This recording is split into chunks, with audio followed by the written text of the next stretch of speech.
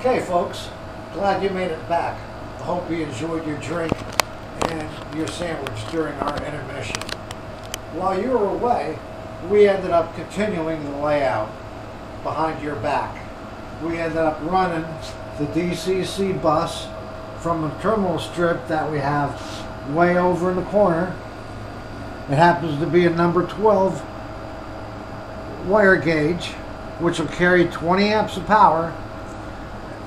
We ended up dropping and soldering down the DCC drops from the back side of that curve. We brought one of them down to our common. The other one comes over to here, which will end up being used for our block detector. Remember, we talked about block detectors earlier, that both lines, both tracks should be insulated, you know, from the next block. So that'll end up taking care of that. We got a block detector here and a block detector here, showing in opposite directions because our main line is bi-directional. What I'm going to do right now, as you can see, I had the trestle taped off. I'm going to end up spray painting it with good old Rust-Oleum primer. It makes a great color. But the thing with Rust-Oleum in a can is it's got acetone in it. And if you get it too heavy on the foam board, it will eat your foam board up. Now, if you take a look at the turnout over here, you can see that we taped off the points. The reason why we taped off the points is so we still have electrical continuity going through.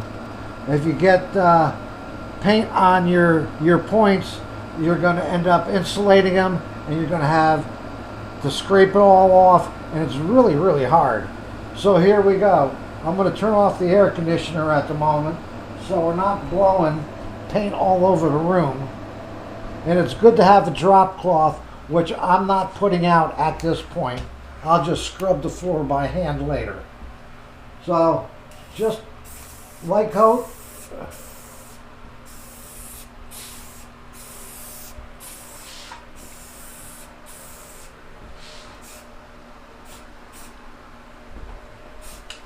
And if you don't get it 100%, don't worry about it. Now I'm going to crawl under the table and go over to the other side. Then we're going to clean the rails, the rail heads, and we're going to check out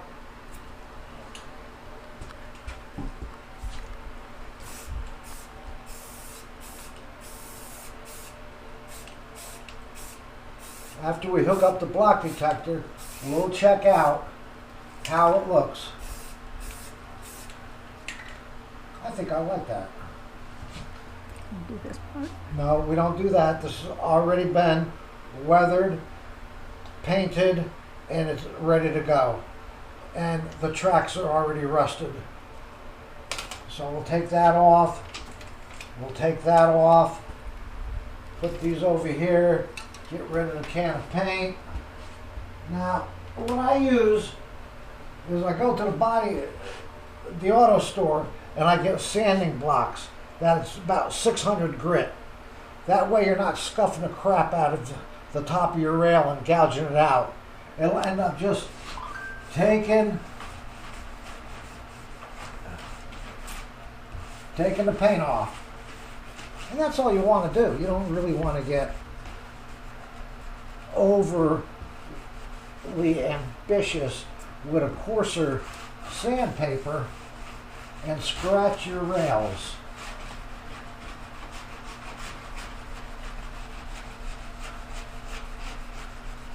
And later on, when I run a train after we hook up the block detector, I'll end up dragging a track cleaning car behind me, behind the locomotive, to further clean it up.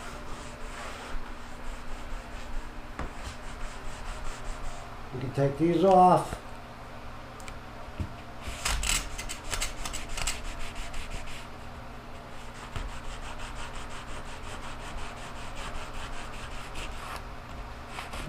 been used a lot throughout the layout. That's all right. That's not going to cause a derailment.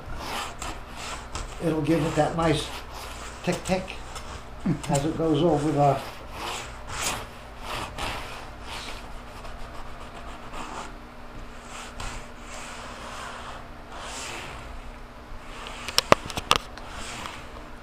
Let me duck under the table. Clean up the rest of this.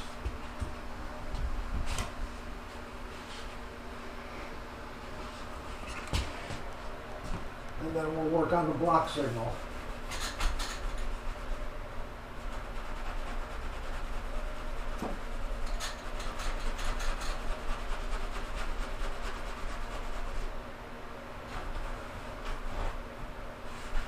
Now, if we want to, we're in the position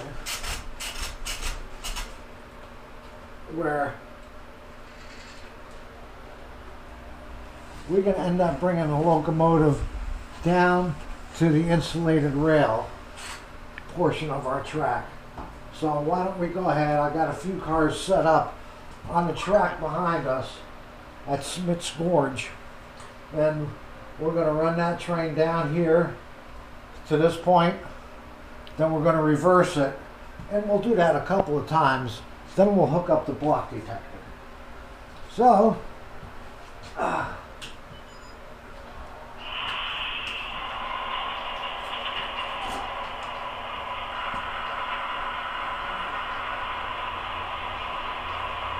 we use the proper signaling, 2 forward,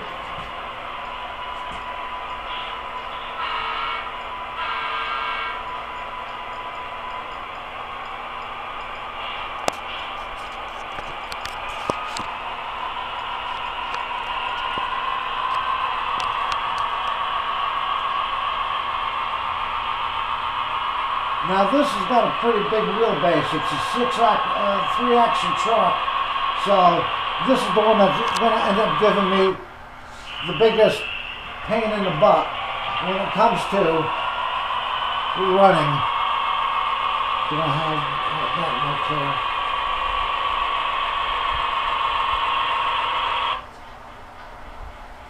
That's the points. Our DCC is here at this point, and we may have got a little mess in the points. So let me end up going backwards. You always want to check and make sure that everything is. I think that should be good. We'll see.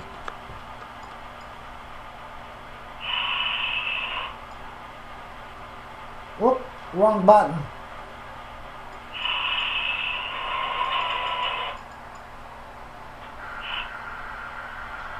And my track, remember we just painted it. I might have to clean it up some more.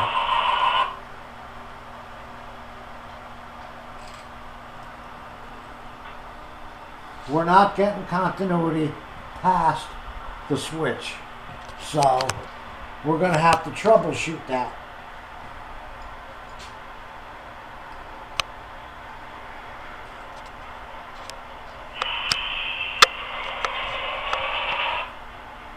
And the rails have still got enough paint on them to be an insulator. I can see it right through here. So let's clean it up a little bit more. At least this part.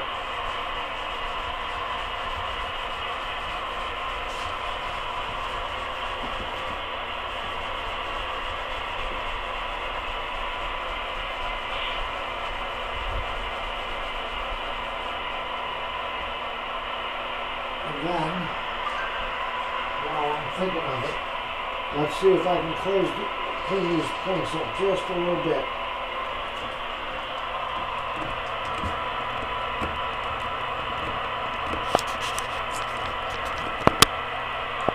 Let's see if that helped.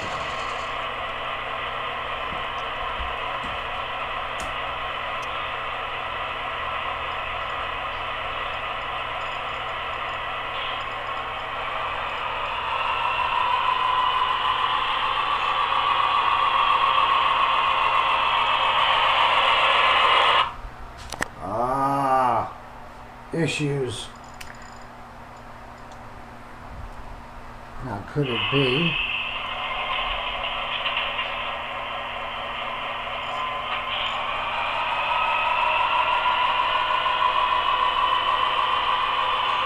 We took care of that problem. We noticed that there was paint insulating the rail, and it doesn't take much to screw things up for you. But let's go ahead and finish up and put the block detector in. I will end up needing my reading glasses.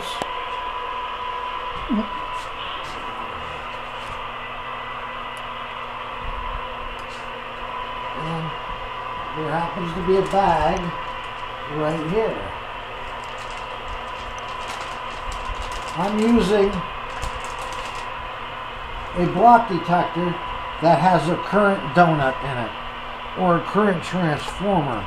When you pass a wire through here and then connect it to your bus and to your rail, when you have a load on the wire from the DCC through here back to your track, it'll end up having a magnetic field around it, and this current donut will make a little bit of voltage, and through the integrated circuits it'll end up either making the light green or the light red. There is no yellow with these. I'm not getting a good picture of the close-up of that, but so we'll go ahead and we'll hook it up. Here's my DC voltage, positive and negative. 12 volts DC. On here, and you don't have to get a close-up, it'll end up saying voltage and ground, okay? This unit is made by Iowa Scaled Engineering. You can look them up on the web. These things are great. Piece of cake. You can end up, it has several little LEDs here that tell you what the status is. It has a calibration switch on it that if you've got too much bleed through, you can end up pushing the button and it'll recalibrate, I think, up to 10,000 ohms. So, first things first, I'm going to go ahead and hook up our negative to ground.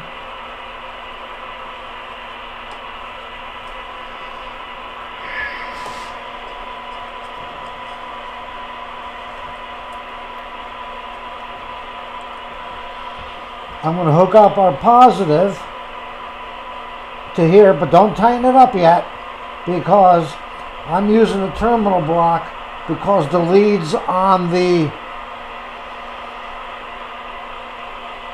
block detectors are short. So I'll hook up the power side, because this is going to, when it's actuated, drain to ground.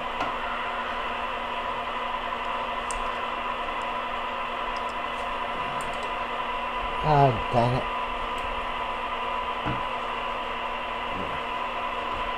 Remember. so you just have to stick it in the hole and tighten the screw. That's right. It comes with a terminal block. There's also my green one. It goes to the D as in David terminal. I read the directions and I helped write the manual for this. I don't know if they're using it, but it was the least I could do for them, because they were kind enough to send this as a test unit for this layout. Let me get that in there a little bit more.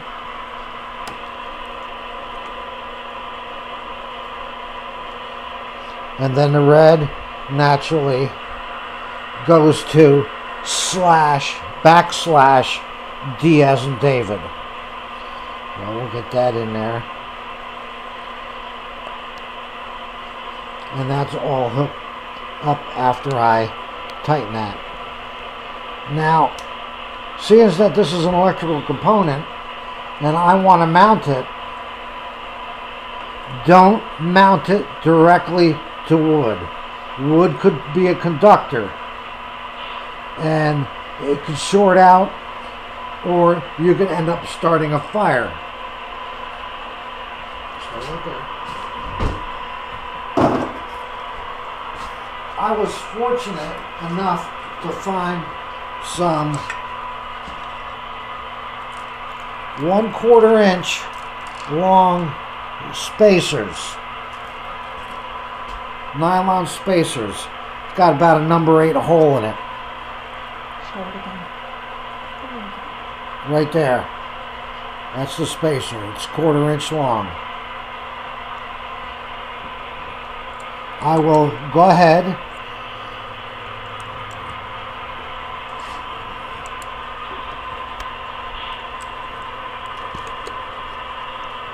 and start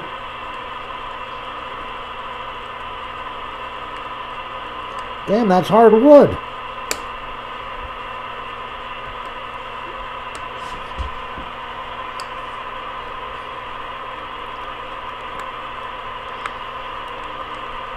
There we go. I'm going to do it with opposite corners.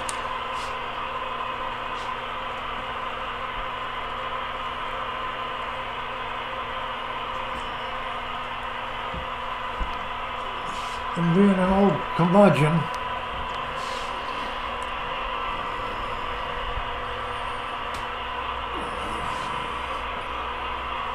you know, they make tools for a reason.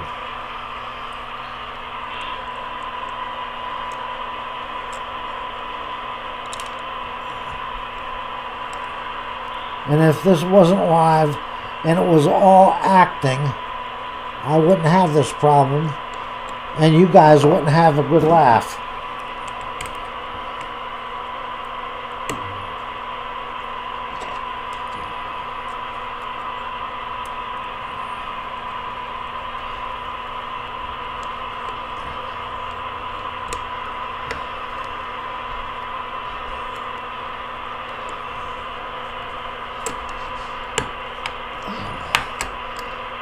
Well, some of them are gone. Must be Chinese screws.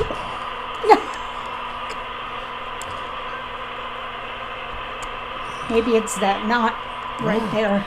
Yeah, the wood's always harder at the knot.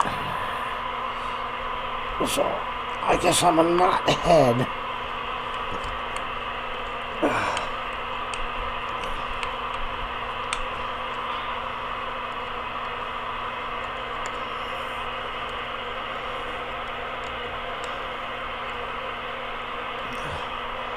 Now it's spaced off the wood.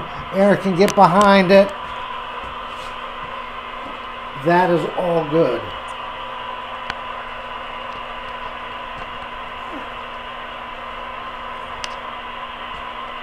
There it is. There it is. Okay. Now, with a little bit more paint, we're gonna, where our block signal goes, we'll just paint that, let it set, and while it's setting, I'm going to hook up the DC voltage to this.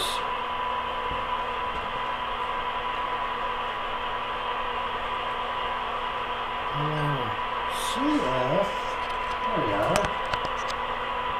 I'm going to get back under the table.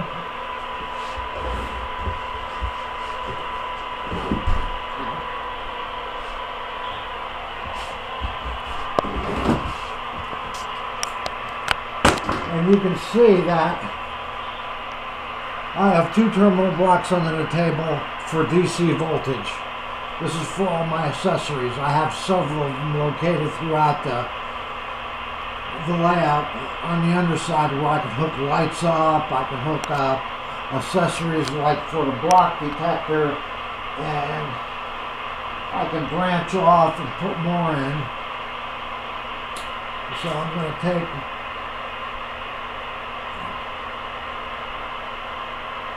my feeder to that.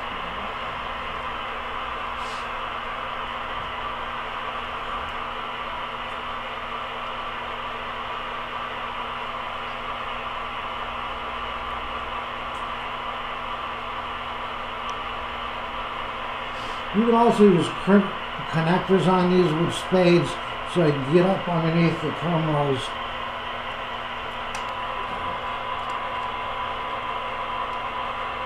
This is my DC negative.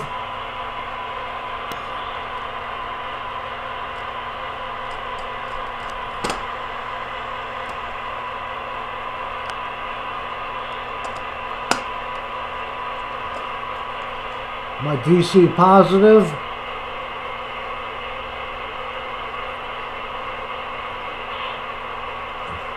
Oop, come here.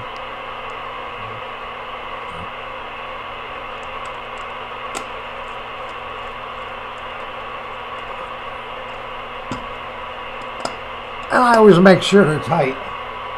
Now, if I can get out from under here.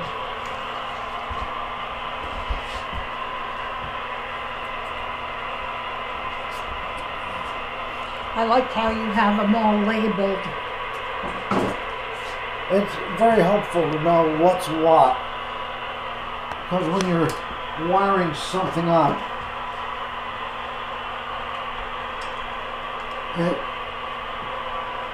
it'd be good to, if you numbered everything and cataloged it and all that. All you have to do is make one loop through the current donut. You don't have to make multiple. The more times you wrap the wire in and around that current transformer, the more and more voltage you'll pick up, and it won't be accurate. So we've done that. We're going to go back down through a hole.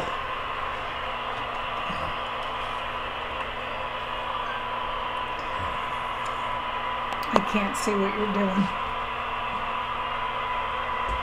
Like so. Okay. And then we're going to hook up our DCC wire to the terminal strip.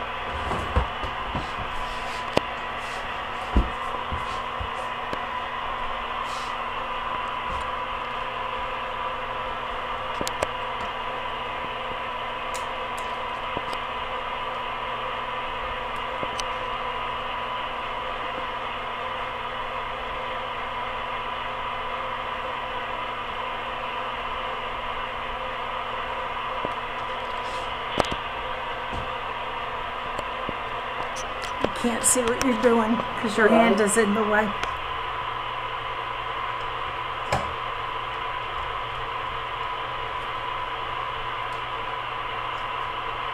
That terminal strip is for DCC, and I'll mark it.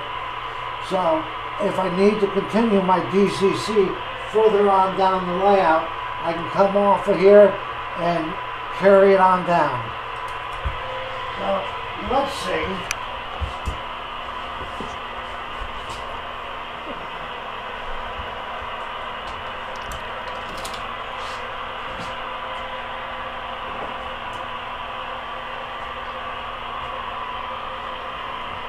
Now my block detector, my block signals have a red, a green, and a black wire. The black wire is the power wire, and I get my block detectors from We Honest _US. That's We Honest _US. And just plug that into the search engine and you'll find it. These are about $4 a piece. Comes with the resistor already on it, so you don't have to add one. And if I can thread this through the hole, we'll see what our state is. Oh.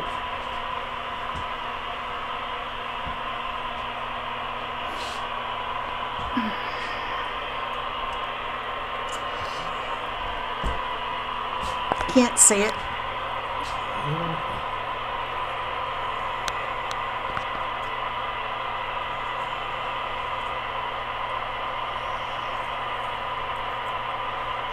And I'll just super glue that later. Okay, now on the other side, if you look at this terminal block here, I have a red, a green, and a plus. My black with the resistor is going to go to the plus.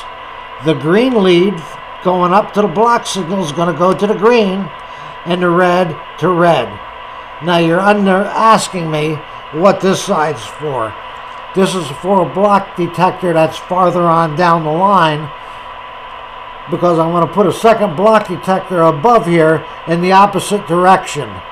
So if my assistant would back off a little bit and let me hook this up, we'll see what happens. The worst that can happen is it doesn't work. It doesn't work.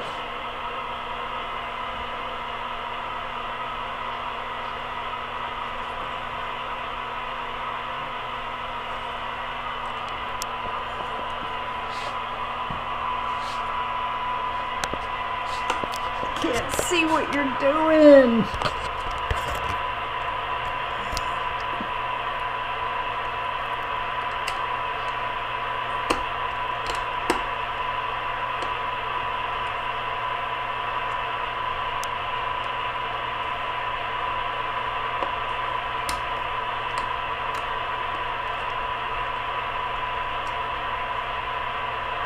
Did not get that in the screw good.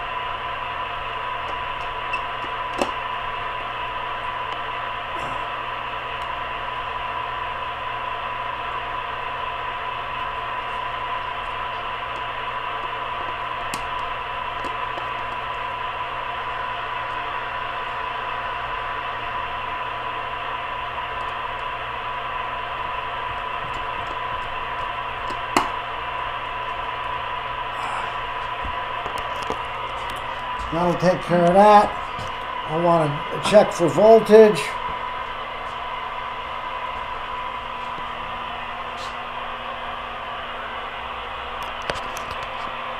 We have the power light that's on. We have the red indication, but there's nothing on the track. So what we're going to do is we're going to end up doing a calibration. I'm going to press the calibrate button and you'll start seeing that yellow. Now I'm going to let it go and it should start thinking its way through. There we go.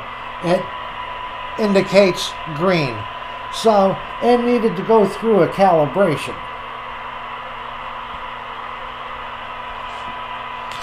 That is for this block going down grade. We'll be putting another one here, not right this minute, because I don't have things hooked up at the other end, facing the opposite direction, for indication that this block is occupied and that the engineer should stop. Okay. That's pretty much it for today. I would like to get a locomotive on there in a little bit after I test out and find out why this turnout's not working. And the only other thing I can think of is I'm not getting enough pressure on the points. So let me do one thing before we call this segment done, and that's give the points a little bit of bend to see if Yeah, I can see that they're not closing. Good. But let's see what happens.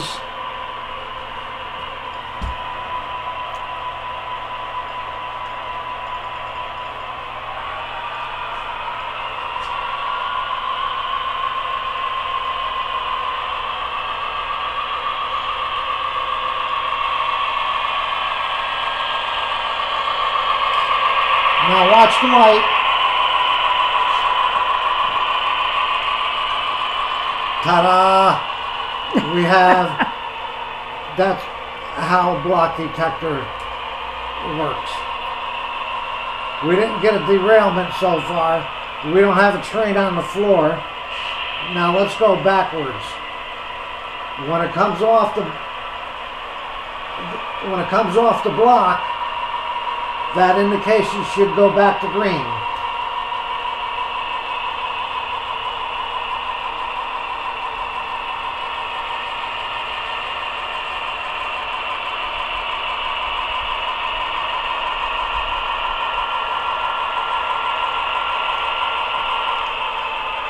And I would like to thank everybody for watching our YouTube channel, and please do subscribe, and thank you very much.